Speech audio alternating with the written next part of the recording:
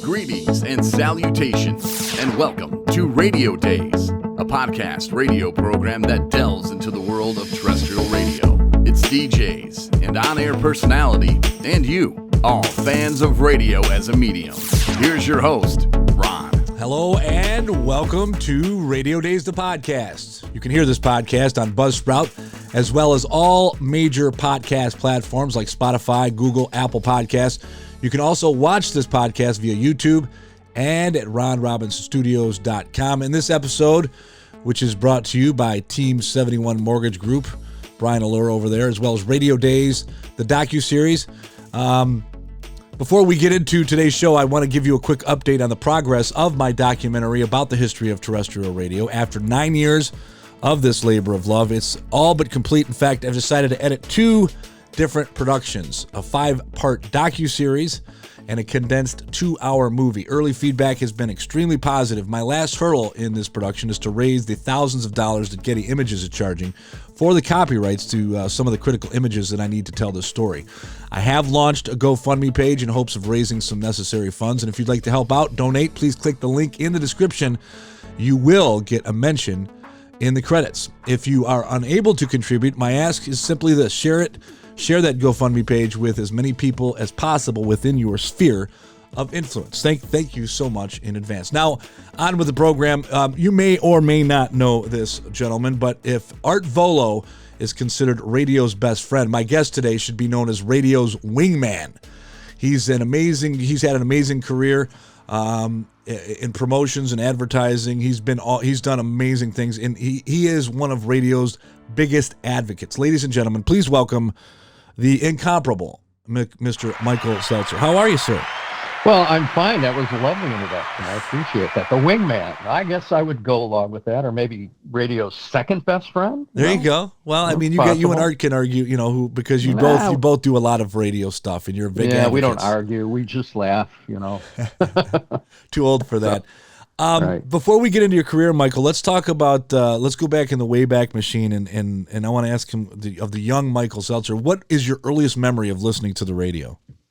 So when I was like 9 years old, Keener 13 was the big powerhouse in Detroit. And we had legendary disc jockeys like Robin Seymour and, of course, Dick Burton and Bob Green and Gary Stevens and Jerry Goodwin. And I just fell in love listening to Keener 13. I would run up to the record store near my home in northwest Detroit, get my Keener music guides every week. I would get a handful of them because I had a little pocket on my door in my bedroom, and my friends would come over to pick up the latest copy of the Keener Music Guide. And ironically, that was really the origin of my real interest. And here I'll tell you a quick fun story about this. So I'm 8, 9 years old, whatever, and I'm riding the Hebrew bus with my friends. And every day at the same time, Keener 13 would play back in ascending order the top 13 songs of the week, right? Well, a lot of people didn't know that. And I would sit on the school bus and I would announce to my friends the next song that was coming up on Keener 13. Wow. And they thought I was like Kreskin. How does he know? How does he know? It was so simple. And yet I revealed this at a radio reunion party that we had about 5 years ago for the first time. But I've enjoyed that part of my life immensely because it was just so interesting and amusing, and my friends were befuddled as to how I could know the songs that were upcoming. So after I listened intently to Keener and loved every minute of that, I graduated to AVX, where Jerry Goodwin ended up, and Dave Dixon and Mark Perreno and Dan Carlisle, etc. And I got interested in that level of freeform radio and just, loved it and listened intently. And then I graduated WJZZ, Detroit's Jazz Radio, the Jazzy one. And I loved Ed Love and Rosetta Hines. And I just loved radio. Yeah. Now you mentioned ABX. Now I have to tell you, if people have listened to this podcast, they know my earliest memory of listening to a rock station, because my parents were country fans, was WABX. So Dan Carlisle, being able to interview him, these guys, for the young whippersnappers, talk about how, because I was talking to JoJo Shuddy the other day, and we were talking about how I believe, and I'm not the only one believes, the pinnacle of radio happened in the 70s, because that's when it seemed like the medium was being used how it should be. So you mentioned ABX. Let's talk, what was it about ABX? Because to this day, their Facebook page is huge. What do you think it was about that station that captured people's imagination? It was the most creative expression of music. These guys were uniquely talented in forming musical sets that were so artistic, so spontaneous, so unexpected, and the best part was the intros that they gave each other when they exchanged shifts. Those legendary conversations that could go on for 20 minutes to a half an hour between Goodwin and Dixon, between Carlisle and Parento. They were spectacular, and I mean, to this day, Danny Carlisle is a friend of mine. And when I'm in San Francisco, we hang. When he comes to Detroit, we hang. I listen to and promote his Everything show from San Francisco all the time. And it's just such a great part of our radio history. It was so unique and so cool. You brought up Keener, but another station in those days that kind of came along while Keener was at its popularity, it was CKLW. What did CKLW mean to not only the city but the country? You know, for some reason, and though I'm friends with Jim Davis and I'm friends with so many of the people that were on CKLW, I'm friends with Super Max, talked to him just a couple weeks ago, Max Kinkle. Yeah. CKLW was not to me as much a part of my youth. I was just really focused on Keener. And but, you know, the Keener jocks that went on and became, that moved on to ABX, some of them moved on to CKLW. They had phenomenal careers, and CK was the powerhouse. Rosalie was the powerhouse. It just, for whatever reason, I wasn't so into that as I was WKNR. Yeah. Well, it was that's where you heard the Beatles. That's where you heard the Motown sound, right? Yeah. That was great. It was great stuff. It was great radio. It's still great radio to look back on. And, you know, they had such a unique approach to broadcasting. Their 2020 news was legendary. Gosh. 2020 news. Byron McGregor, you know. They made Detroit sound like Gotham City. They really did. If it bleeds, it leads. Now, you mentioned Dick Purton a minute ago, and we're going to talk about him because after we talk a little bit about your career, I want to ask you about specific jocks. But doing this docuseries, I've got a chance to listen to many, many air checks. And to this day, one of my favorites is the Porsche call that Dick Purton and Tom Ryan did. When they called that writer from Oakland Press and said that they were using a paint roller to paint his Porsche, I thought that guy was going to cry. But I know. But Dick there were Purton, so many great put on calls that Dick did. You know, they were legendary. One of them was, you know, when Coleman Young actually called in to talk to Dick, and he thought it was Joe Nune doing Coleman Young. And, you know, and Joe to this day still does the best impression of Coleman Young. No, my impression.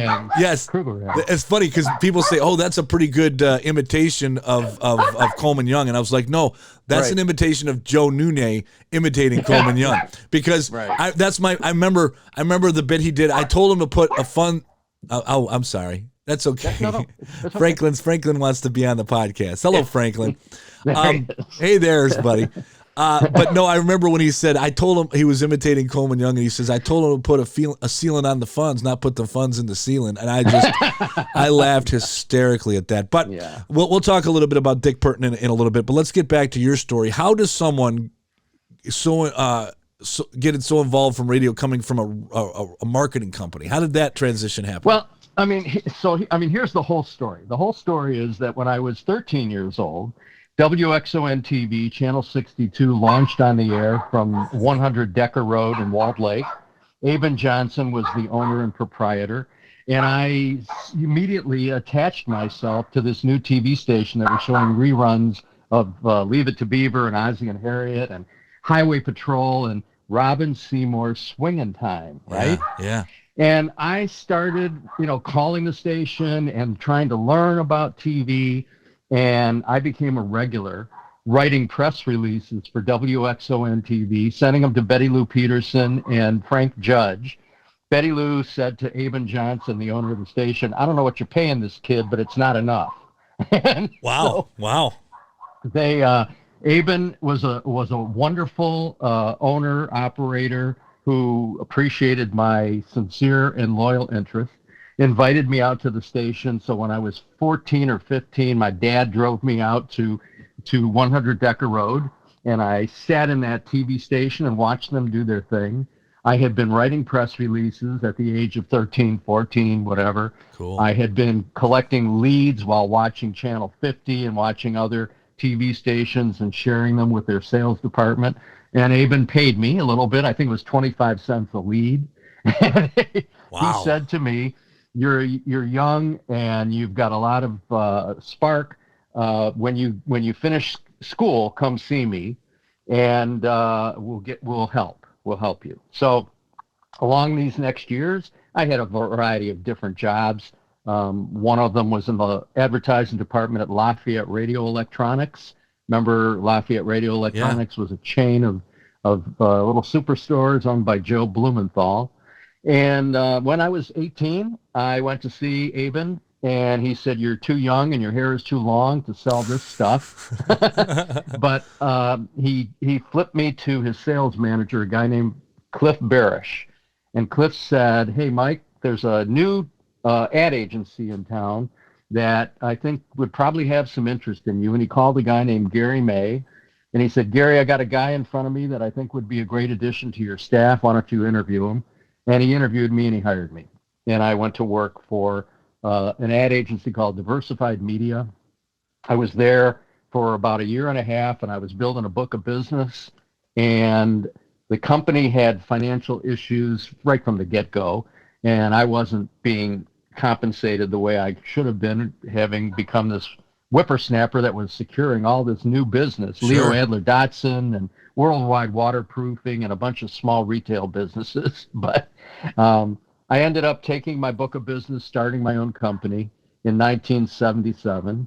And I was an ad agency, a small retail ad agency with small retail clients. And I built that into a major international marketing and publishing company called SKM. I want to stop you right there because I find your story fascinating because you obviously got the radio bug, much like a Dick Burton did in Buffalo, much like a lot of these people, Ken Calvert, they get the bug at a young age. Instead of going as an on-air, you went the other way and said, I want to do sales and marketing for maybe radio. Yeah. Tell me about that, because that's totally counterintuitive to anybody who's been a fan of radio. That's interesting to me. I'm fascinated with that. I had a radio program on an experimental radio station, WEXP. I was 16 or 17 years old, and I was flipping the songs Out of Space by Billy Preston at that time and things like that. And then the radio station got busted because they were interfering with the signal that was WJLB's signal, and we were all thrown out the door. Oh, my. And in my head, I'm on the air every day, man. I'm putting together set lists, and I'm broadcasting live from my head all the time. I would have loved to have been a radio disc jockey. I did have a minor career on WCSX with my friend Terry Holmes. We had a show called Terry and Mike at Night. We were on Sunday nights at midnight, and we played tunes, and we included TV theme songs, like the theme song from Leave It to Beaver and the theme song from all the, the 60s TV.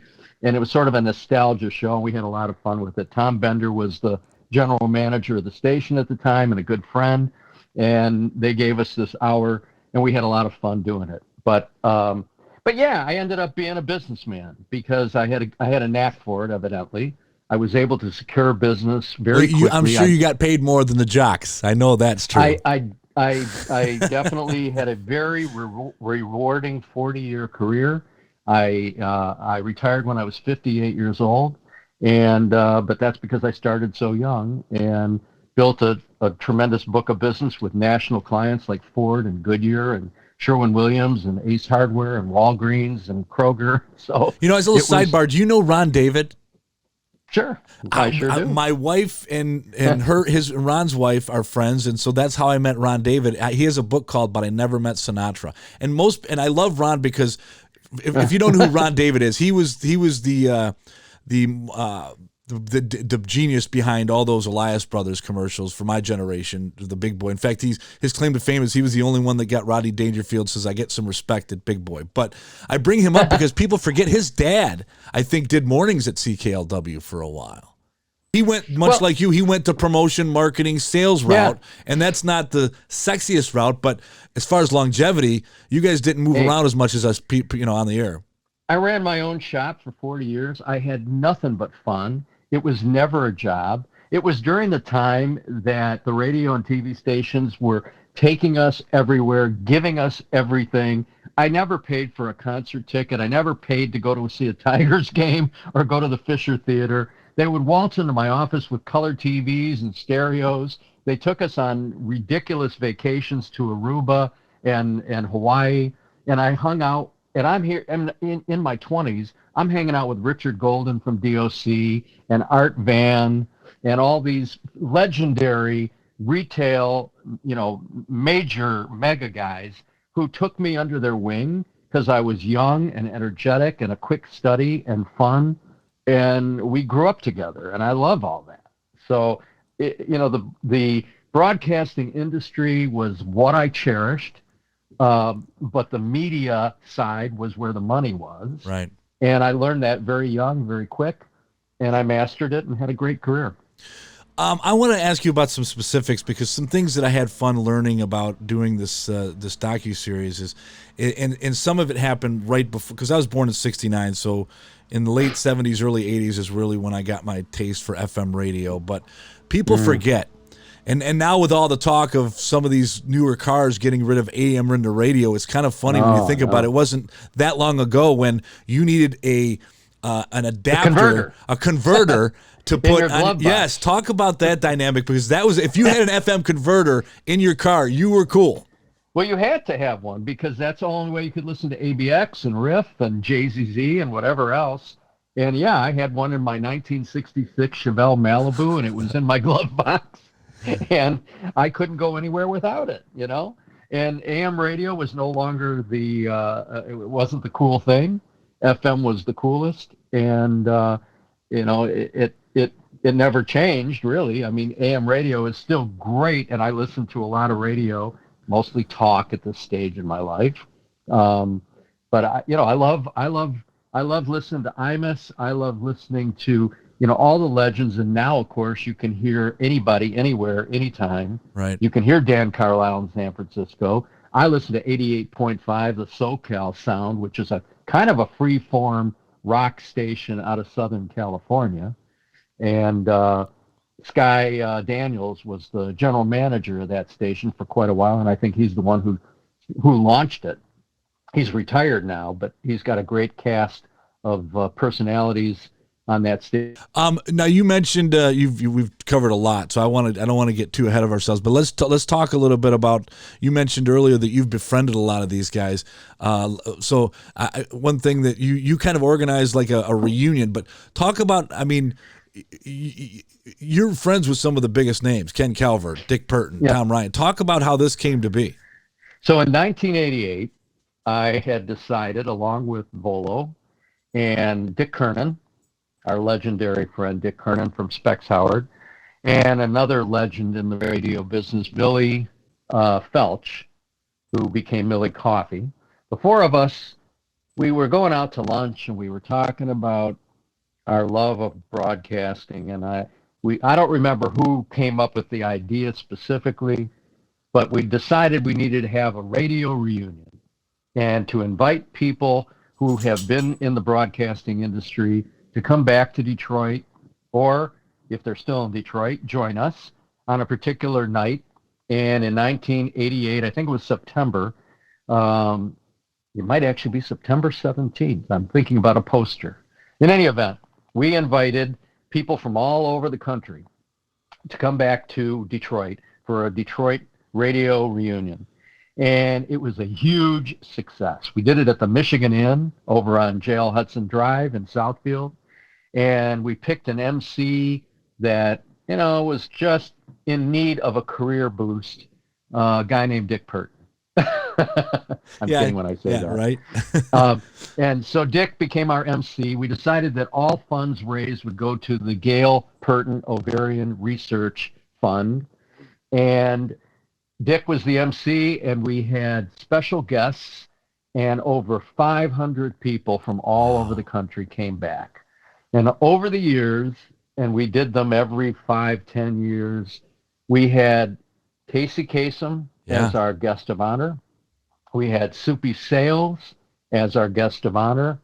And I mean, the joy was to see a room full of broadcast professionals, many of whom hadn't seen each other in years and may have worked together, may not have worked together, but had this love of broadcast and this passion for broadcast, enjoying each other's company. And it was such a great event. We were so happy that we were able to do this. It made all the media headlines, and so we continued to do it. And like I say, this was the basis of my ability to sort of integrate myself into the lives of my heroes. I invited Dave Dixon. He said, we in public radio can't afford to come to these fancy events. I think the ticket was $75. Crusty Dave Dixon, who I loved, and of course was notorious for being unlovable, never even thanked me, but he showed up. And it was great to see him. And it's funny. There's a couple, because you do span a couple years there, but if you go on YouTube, you can find footage of the one that Casey came to, where I think it's Kevin O'Neill and Jim Oakes having a Casey Kasem off. Oh, yes. It's just great. You got to check it out. It was the best. And Casey Kasem, I'll give you another great story. So, Casey Kasem and I became friends. He wanted me to join some sort of an alliance to meet and help understand and bridge the gap between Israelis and Arabs. I'm a Jewish guy. He was an Arab. And so he calls my office one day. And it was on a weekend. It was me and my partner in the office doing something. We didn't have a full staff of people. My partner picks up the phone, and it's Casey, and he says, "Hi, it's Casey Kasem. Is Mike there?" And my partner and I were into some sort of a discussion. He said, he didn't believe it was Casey. He thought it was a friend of ours who did Casey impressions. And he said, "Sam, we don't have time for this right now." And he hung up on him. And the phone rang again. And he said, "No, really, this is Casey. Is Mike there? I need to speak to him." My partner reluctantly handed me a phone and said, "Hey, it's our buddy Sammy." And I picked up the phone and I said, "Hey, Sam." He goes, "No, it's Casey." And it was Casey.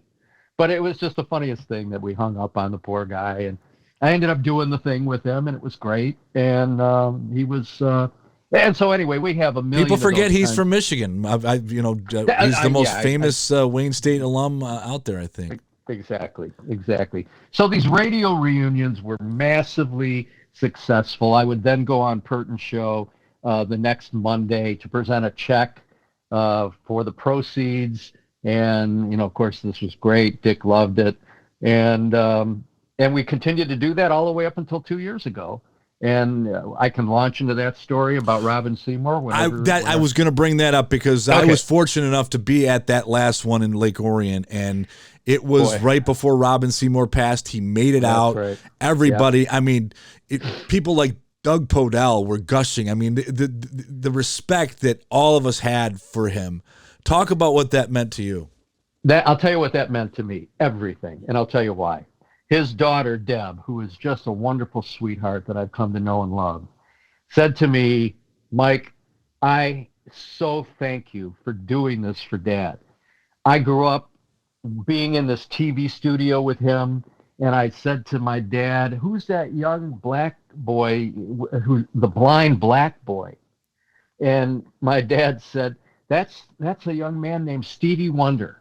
Stevie Wonder. She had no idea And she didn't really know how beloved her father was until she came to Detroit for that last reunion. Over 500 people came out to the Sheraton Novi, whatever it was, showplace. Shotgun Tom Kelly. I mean, it was a who's who. Everybody. Flash Phelps, Pat St. John, everybody who was anybody came to that. And before that, I had a book signing at the Motown Museum, and Robin was there for 2.5 hours. People were lined up out the door, coming in groups of 10 to sit and learn from Robin about Detroit, Motown and his tie to Motown, how he had Berry Gordy bringing all these artists over to his Swingin' Time show every week, every day, actually. He had everybody on Motown on his show. I contend what Elvis is to music, Robin was to DJs. I contend exactly that. Right. Exactly right. And Smokey Robinson even attributed his success to Robin Seymour on The Tonight Show years and years ago. Really? What did he say? When asked by Johnny Carson, who was it that helped propel you in your career, and he said it was a guy in Detroit who had a dance party TV show. His name is Robin Seymour. And so this all started from Keener, right? I get to listen to this guy, Robin. And then as I get older and I'm traveling for business in Southern California, because I had my ad agency and I had clients there, I looked up Robin, who lived in Southern California. And we'd go out to breakfast. We'd go out to lunch. I brought my mom to meet him because she loved him. And so I took my mom to meet Robin Seymour. And we stayed friends forever. And then he moved to Scottsdale, Arizona. And I bought a home in Scottsdale, Arizona. So we would go there, my wife and I and his girlfriend, Gail. We'd go out and celebrate his birthday every March. Wow. I have pictures of us together in restaurants, and people would still recognize him wherever he went. I'll never forget one day I was at Cafe Cortina in Detroit with my kids celebrating my son's graduation from college. And we're sitting in that front area in the fireplace area, and I look over to my right, standing in the entry, is Robin Seymour and Art Servey and their wives. Art Servey was Bozo the Clown, and he was also Robin's good friend and producer and manager for a period of time. And I said to my wife and kids, "Oh my God, it's Robin Seymour and Bozo." I got up, hugged them, and reintroduced myself, introduced them to my family. So Robin and I had this continuing relationship, right? And about 9 years ago, I can't remember exactly, we were talking one day, and he said, sometimes I think about putting some of these thoughts down, the history of my radio and TV career. And I said, Robin, you absolutely should do it. And I can tell you that there will be people that will love to read your story. And I encouraged it. And so guess what? He ends up doing it. He meets a woman in the seniors facility that he's living in, and she happens to be a writer to some extent. Wow. And she starts taking notes and putting this together, and it was laborious, but I kept encouraging it, and I'm so proud to say that we got the book published, self-published on Amazon. It's called The DJ That Launched 1,000 Hits. You can still buy it on Amazon, and it's the story of Robin Seymour. And it's a great read, and it's a great story. And then the next year, after we'd sold quite a few books, I said, we got to get you back to Detroit. He was living in San Antonio to be closer to his daughter. And I said, we got to make arrangements to get you to Detroit. And that's when we set up the last reunion and the book signing at the Motown Museum and brought Robin back. And as you say, it was the most momentous weekend. It was thrilling for everybody. And it was especially cool because I think, if I'm not mistaken, wasn't that the first year you guys, your organizers, opened it up to the public? So there was fans there as well. Exactly. And I'll be honest with you, Ron. That was a challenge that we had not wanted to deal with in the past. Our initial mission was that these were private events so that these guys could talk to each other and be with each other.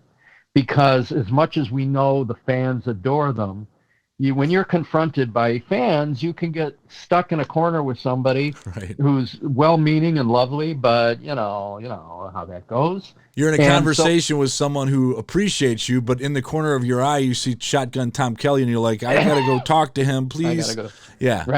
Right. So I sort of fought that a little bit, but in the end, it was a great thing. And it was great because, unfortunately, we lost Robin the next spring. It was never going to happen again. His health had deteriorated somewhat, but not dramatically. But he was 94. Right. And he'd lived a great life, and this was the perfect curtain closer. Everybody got to say goodbye, right? Everybody got to say goodbye. He looked great. He sounded great. He did an interview right here in this very room that I'm in right now that is on video. And the fellow that did it, whose name escapes me at the moment, but it'll come to me, but he's working on a Keener documentary. Cool. And so hopefully one day we're going to be able to do this Keener documentary on PBS like we did the Dick Purton documentary and like we did the Robin Seymour documentary. That was the capper. And we're going to get to that. There's a couple things that you mentioned in there that I want to bring up. First off, I got a Dick Kernan story that I want to share with you in a second. But as long as we're on this reunion, if I'm not mistaken, a lot of you guys went after the reunion. A lot of you guys went back to Art's house. And if I'm not mistaken, I think I have the recording. You guys went on a podcast and talk about that. I mean, Dick Purton came on. I mean, Lou Simon is an executive at Sirius XM, and he does a program or did a program called Lou's Diner, and he'd never done it on the road before. And when he heard that we were doing this event in Detroit, he came over. He flew over. He came to the event. We had a private party for Robin at my home the next day. He was there for that. That was by invitation only. And we had some Motown artists, and we had, just a whole cast of great people that came. And that night, Lou did his show live. It was supposed to be from my house, and but it was live at, I don't know, 10 o'clock or 11 o'clock at night, and our party ended around 7 o'clock. And frankly, I was happy that Art said, "Hey, let's all go to my house. We'll do it from there." So anyway, it was the first time that Lou Simon ever did a live show outside of the studio in New York or wherever he does a show. And I was the first one up and talking about how this whole event came together for Robin Seymour, who was at that point exhausted and was too late for him. But Dick Purton came, and Pat St. John, and Shotgun, and Flash, and gosh, I can't remember everybody that came on the show, but it was a 1 hour live broadcast from Art's basement, and all of these guys were there, and it was great fun. Well, I just when you were talking, I couldn't help but think last week you had another reunion sort of at a local establishment, and I bring that up because Art told me, he says, we're going to be on WLW in Cincinnati, and I was like, right, what's that going to sound like? But it was awesome. I listened to the whole segment. Doug Podell came on, and Dick Purton came on. It was great. Well, I do these radio lunches every month, right? And I'm out of town now. I live in Arizona from October until May. So when I come back, this was our very first one. It was last Monday at a local restaurant that we go to all the time, and we can have a dozen, 2 dozen, 3 dozen people. It just depends on who's in town. Sometimes new people show up all the time. I mean, sometimes new people show up. And some of them have to leave because they're gainfully employed, like Kevin O'Neill and Doug Podell had to leave before we got to the end of the lunch. But I do them every month, and it's a way for us to keep together. I miss Dick Kernan was a part of that. Every month we got together for decades. So there'll be another one coming up in mid-June, and that's just a regular thing that I love to do. Get this out of the way. Dick, as you know, Dick Kernan was he taught at Specs. Well, he worked at Specs Howard for many years. Right. All due respect to Specs, Dick Kernan made that place because of his connections. But my favorite Dick Kernan story is I was lucky enough to work there as an audio instructor in my very first month. I was teaching this class called Studio Operations, which is basically just telling the students how to run the board, how to do a show, whatever. And it was my first night with the class. And my previous job was a station I was at in St. Joe or Benton Harbor, Michigan, called WSJM. And I had won a Michigan Association of Broadcasters Award for a story that I wrote on the air, and I didn't know that I won. He was at the ceremony in Lansing, and right after I take roll, he walks into the classroom and presents this MAB award to me in front of this new group.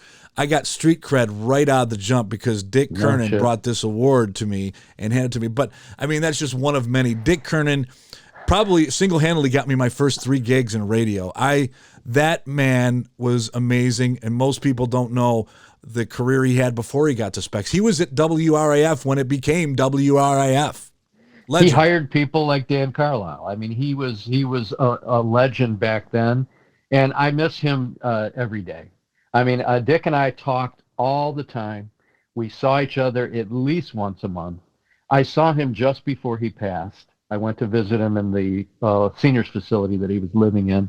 He looked great. He sounded great. He was failing, but I guess, I called his wife, Shar, and I said, Shar, and this was during COVID. I said, I would love to see Dick. I'm getting ready to leave for Arizona, and, I just would love to stop by. And she said, oh, my God, Mike, if you could come over, it'd be great. I had to sneak in because they had COVID issues, and I guess Shar said Dick's eyes lit up when he heard I was coming. He was so happy. We took some pictures together. I did most of the talking because he was not in a position to really interface much. But he knew you were there. He totally knew I was there. He appreciated it. I wanted to come back the next day with some Buddy's Pizza for him, but they wouldn't allow that. And so anyway, I got to see him just before he passed. And he was a treasure, and everybody has great stories to tell. And I'll tell you this, if for no other reason, I think people are going to be interested in my docuseries because Dick Purton, who was also in the movie, but Dick Kernan was the first interview I did in 2014. I went to Specs, and he was the first interview I did for the series, even before I knew what it was going to be. And so to go through this footage of Dick as I remember him, not at the end when he was having issues, but I love that man, and I think he was a crusty guy. Yeah, he was a ton of fun. We were political opposites. He never pulled punches. He told you what was on his mind. He was in charge of the clue bus. Get a clue. And he is and always will be a legend in our broadcast lives. You keep bringing up Dick Purton, so let me tell you the Dick Purton story. Yes. After we did the Robin Seymour documentary, it was on PBS, and I was in Arizona, and it's 11 o'clock at night, and I get a phone call. I'm sitting down for late dinner with my wife, and I look at my phone, and it's Dick Purton. I said, well, I got to take this. So he calls me up to say, I know you had a lot to do with this Robin documentary. It was just spectacular. It was so well done. It was so well produced. I didn't produce it, but a guy named Bill, it'll come to me, did a great job producing it, and it was well received, right? So when I get back to Detroit, Steve Schramm and I are sitting around talking, and we both came to what's next. Well, there's 2 things on my mind. One is a documentary about Keener 13, and the other was a documentary about Dick Purton. And Steve and I both agreed that Dick Purton is somebody who should be, there should be some sort of a tribute to him. And while we have him, and he's so funny, and he's so sharp and so witty. And so we thought, okay, he's very humble. Yes, he is. He's probably not going to want to do this, but we would do it in such a respectful way. And because he loved the Robin documentary and he loved how that was produced, my pledge was we were going to hire the same producer and do it the same way. So I said, do you mind if I pursue this? And Steve said, no, go ahead. I already talked to the folks at Channel 56. They were on board. And so I'm friends with Al Muskovitz, Big Al. who was a big part of Dick Burton's radio Yes. program for years. So I called Al one day and I said, Al, I just want to tell you, because I'm thinking about how to approach this, and I'm thinking maybe you're the guy, because he has such respect and trust in you. We want to do a documentary. We want to do the history of Dick Burton. We want it to be something that he is comfortable with, and that he'll have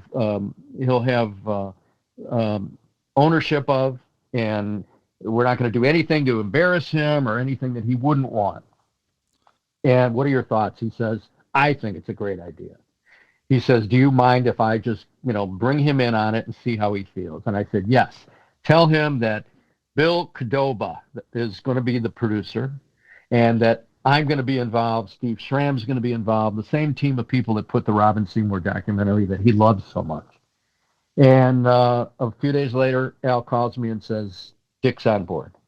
He just wants to make sure that, we do this tastefully. There's nothing, whatever. I can't imagine what we would find about Sure. Dick Burton that was not tasteful, right? So we ended up putting this thing together, and what a joy that was. It turned out great. I mean, you guys did amazing. It was fantastic. Probably one of my favorite local documentaries. And, it's been rerun about 7 or 8 times. And, it's a great fundraiser for PBS, which is, part of what they do and need to do. But it tells such a great story about Detroit broadcasting and about Dick Burton. And I love making fun of the fact that he couldn't keep a job. I start out by saying, this guy, he was at Keener, he was at CKLW, he XYZ, was at KQI, yeah. he was at XYZ, he was at, the guy can't keep a job. So, but anyway. Here's what you need to know about Dick Burton. He was kind enough, I've done interviews for this docuseries in many different places. He invited me into his home. He had just got remarried. It was just past COVID. And yes, very lovely lady. And sweetheart. And that story was phenomenal in itself. Oh yeah. Because his kids kind of pushed him. The kids embraced her. I mean, a lot of times it doesn't go that way. Right. But this is so good. It's so great. They're a wonderful couple. We've been out with them socially. She's a wonderful addition to the Burton family. 2 things struck me about my time sitting down with Dick for this docuseries. First, he's known for his career in Detroit. You mentioned XYZ, CKLW, Keener, CZY, and then finishing his career at OMC. But 2 of the biggest things that in his career happened before he came to Detroit. When he was in Cincinnati, he brought the Beatles to town.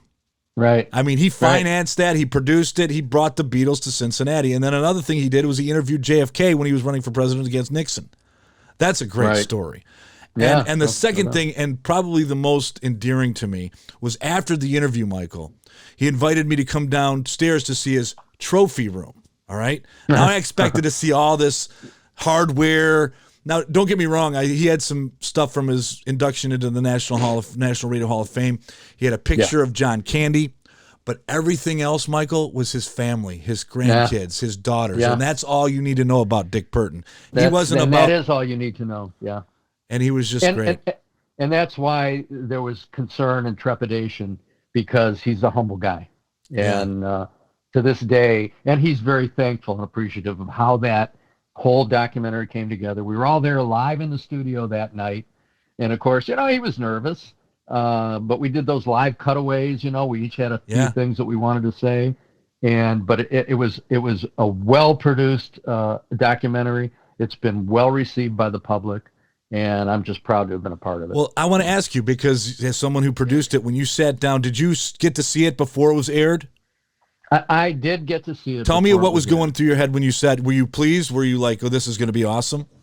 I was tickled, because I knew the producer, who had done such an artful job on the Robin Seymour documentary, weaving in all of the stories, weaving in the music, and the editing was just spectacular. And I had great confidence that it was going to be similar. We had so much material. Yeah. And there was so much left out, because you've only got an hour or whatever. I don't know. Well, what was left out, Big Al was able to get me some content that I can put in mine. So I'm looking forward. In fact, I'll make a point. I'll send you the link, because I'd like you to see it and get your feedback of what I got. Quick, before we move on, Dick Burton, when I was interviewing him, he told me this great story, because I was asking him about Ernie Harwell. and he was raving about Ernie Harwell. He tells this great story. He does his imitation of Ernie. I'm not going to try to do it, but he called Ernie one night, and he said, hope I'm not bothering you. And he was in his imitation of Ernie. He goes, "No, I'm just sitting here with Lulu watching Fargo for the 5,000th time." And it was just like, oh, that's great. But he saw so much of others, and he wasn't one to draw to his. He liked doing what he did, but he liked that everybody was getting attention, and it wasn't just focused on him.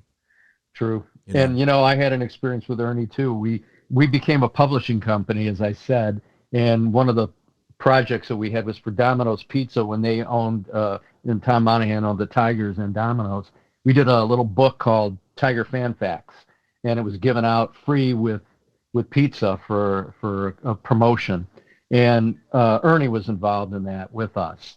And getting phone calls from Ernie Harwell was also that's like bizarre, a Casey Kasem. Surreal, right? Right? You're on the phone with this guy that you've been listening to on the radio for your whole life, and he's just as kind and sweet and innocent and lovely.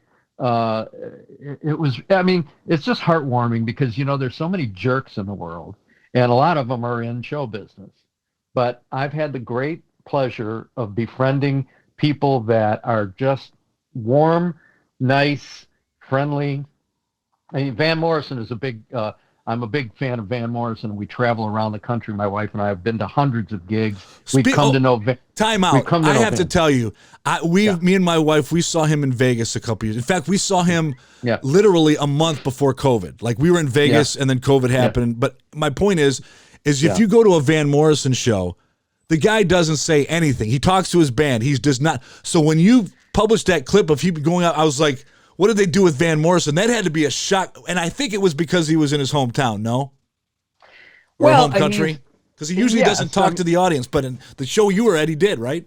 Yes, he does. He's very comfortable in Belfast because he lives there. The gigs are very intimate, 200 people, and so on. He'll talk to you. I talk to him, and he's very warm to us, but he's got an international reputation for being snarky. And he's not that. He's an introvert in an extrovert business. So when he's up on stage, he's performing. He's got his hat and his glasses and his aura.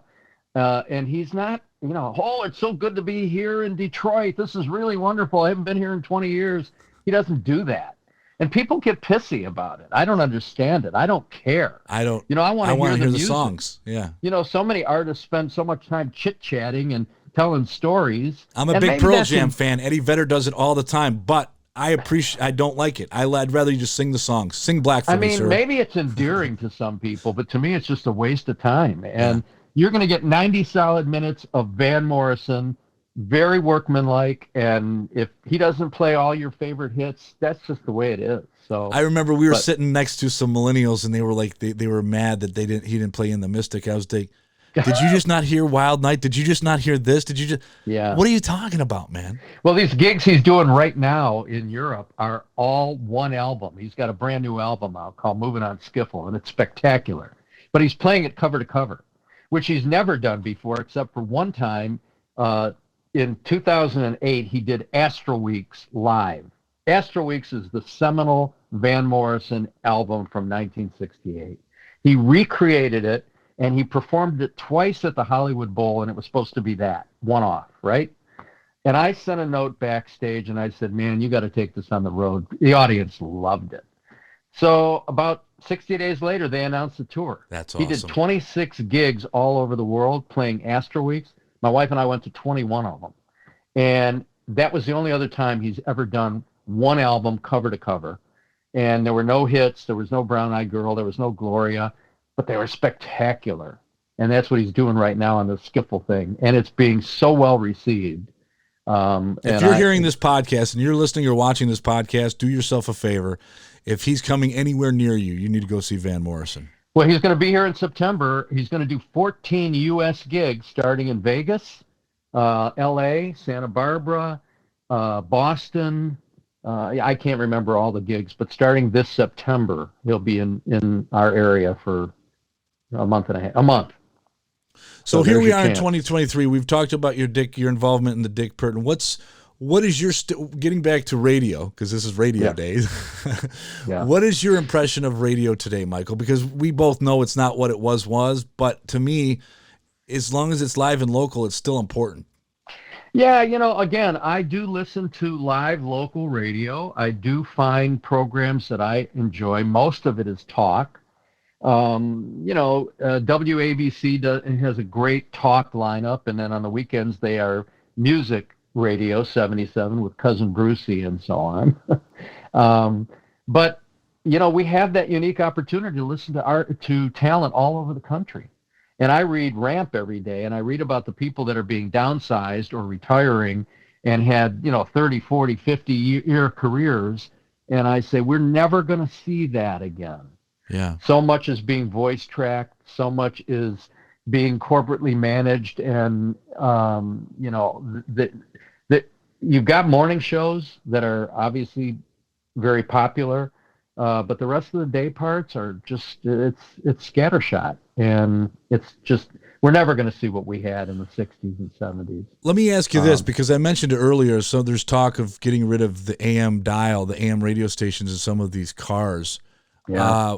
What are stations like WLW, WJR, WWJ, New York, some of these states? What's going to happen to these big, historically important, vital radio stations that aren't going to have a place at the table in some of these new cars? I don't know. I guess they're going to wait and see what the audience reception is. I would think that if people are adamant that they want AM in their radio, in their cars, they're going to let that be known. Sure. And if they aren't, then these stations are going to have to adapt and move over to the FM. I don't know. I'm sure Fred Jacobs can give you much better answer than I can, but it's definitely troubling. And I guess I'd have to say it's probably not all that surprising, because so much has changed.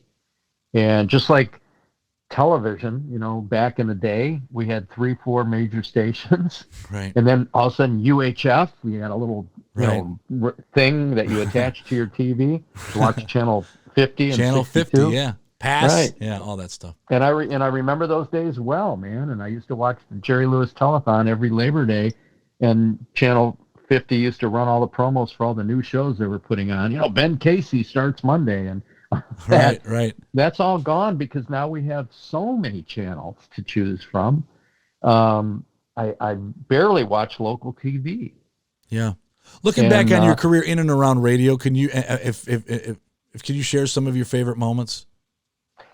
Oh gosh. Well, all of the radio station and TV station parties were just so much fun. It was such a fun business, and it became less fun as I got towards the end of my career. But I'm a social guy, obviously. So the relationships and the socialization to me was the best part of the business. We met people along the way. We befriended them.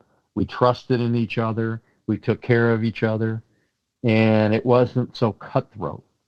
I think those days are kind of gone, but that was the fun. Meeting my heroes was, what more could you ask for? Right. I grew up listening to these people that I admired so much and respected, and I got to become friends with them and have them into my home for parties. And it's surreal, because like sometimes when I'll be talking to JoJo or Ken Calvert especially, I'll be in a conversation, then there'll be a moment I'm like, you're talking to Ken Calvert. Do you realize what you're doing? But they're just but it's such a blessing. They're just people. Yes. But their voices take you back, and their voices never change. Right. I heard Dennis Frawley on your podcast. And he sounds the same, doesn't he? My God, Dennis Frawley at 7:00 on ABX. He sounds the same. So that to me is kind of a thrill that, when you do hear these guys or meet them and they're just being their human self, but they take you back to these great nostalgic times. Yeah. And most of them, they're so down to earth, the ones that I'm talking to. But Yeah. Right. It's a thrill.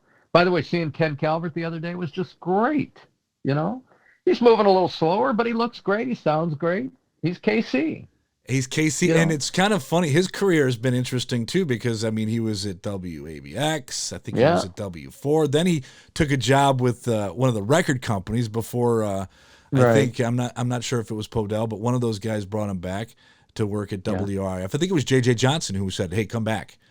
And they got that. That was when they had J.J. Johnson at Riff. And they had a Karen powerhouse. Savelli, Doug, Ken Calvert, Arthur P., I bring him up. Have you gotten to know Arthur P? Because you want to talk about somebody who's become a recluse. I mean, he doesn't really make public appearances anymore.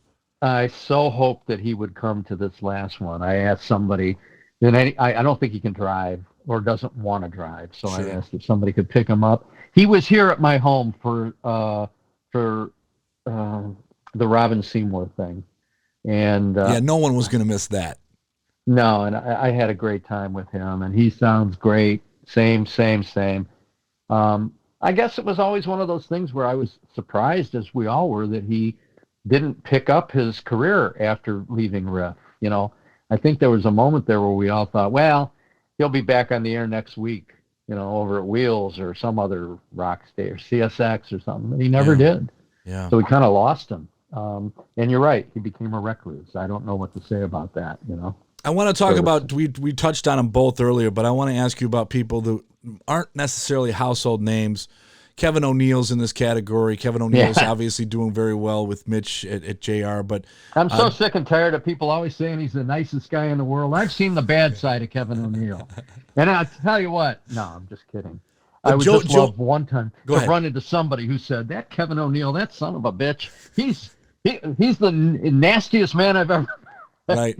Can't say that. He's a great guy. Guy. I wanted to ask you specifically about, because I've seen this. I've seen people have conversations with these two.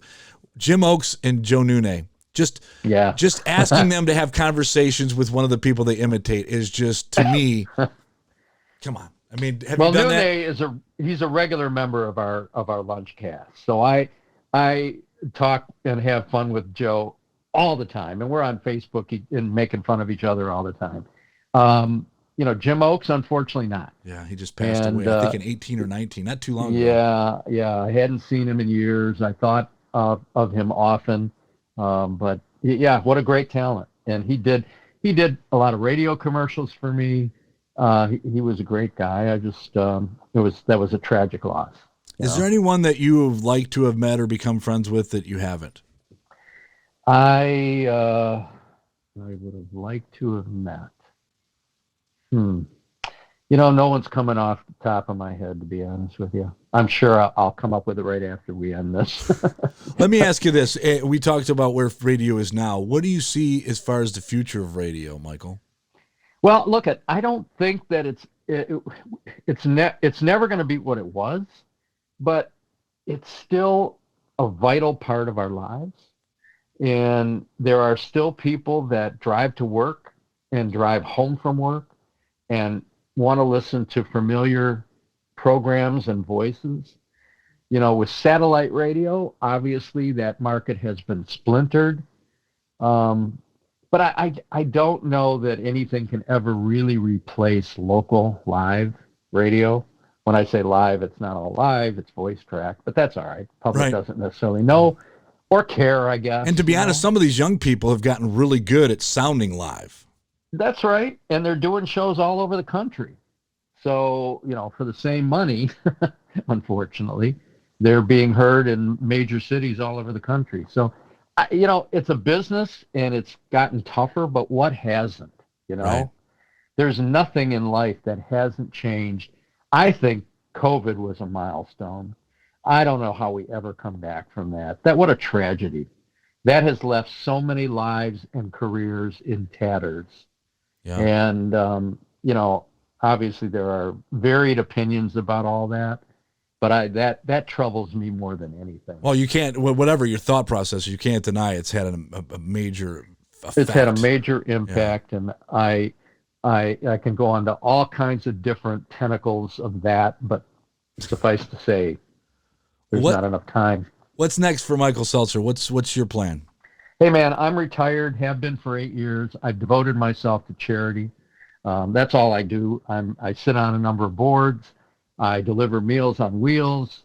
I work at a seniors facility. I'm a councilman here. I'm a HOA president in Arizona. And every day my schedule is, my own. I want to help people as much as I can. I like dealing with the elderly and giving back. And that's all I care to do. And my continual love for broadcasting will never cease. I'm always thinking about the next idea, opportunity, documentary, and or our monthly lunches and future big reunions. There will be more. That is a passion of mine, and that will never abate. Well, as long as we have radio's wingman and radio's best friend, there's always going to be radio. You got it. Michael, I want to thank you for coming on and sharing your radio story. Hey, my pleasure. It's been a joy. You're the greatest. I love what you're doing here, and I look forward to more of your contributions as well. Thank you again, and thank you again, Michael Seltzer, and thank you for checking out Radio Dayz the Podcast. Today's show was brought to you by Team 71 Mortgage Group. Are you looking to buy or refinance your home and have questions that need answers now? Call Brian Allure, 810-444-6466. Today's show is produced by Ron Robinson Studios. If you need professional marketing, video, professional photography, headshots, maybe you need drone content, head over to ronrobinsonstudios.com. While you're there, you can also hear previous episodes of this podcast there as well. And if you'd like to learn more about the upcoming documentary about the history of radio, Radio Dayz, 101 Years of Radio, that's Radio Dayz with a Z, 101 Years of Radio. Click on the Radio Dayz the Movie tab under the documentary segment at ronrobinsonstudios.com. Thanks for checking out the show. Hope you enjoyed it. Until next time. You can't go! All the plants are gonna die!